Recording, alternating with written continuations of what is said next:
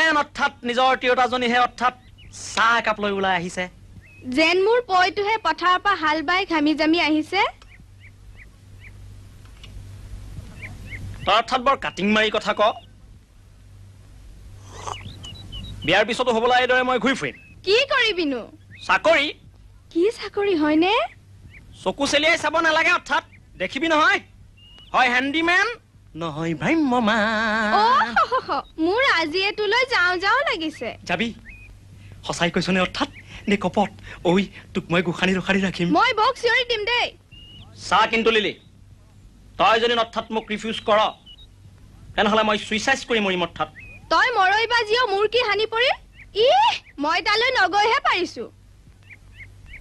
নেখাওঁ অৰ্থাৎ নেখাওঁ তোৰ হাতৰ চাহ পানী কৈ থলো কিন্তু অৰ্থাৎ তোক হৰণ কৰি নিলৈহে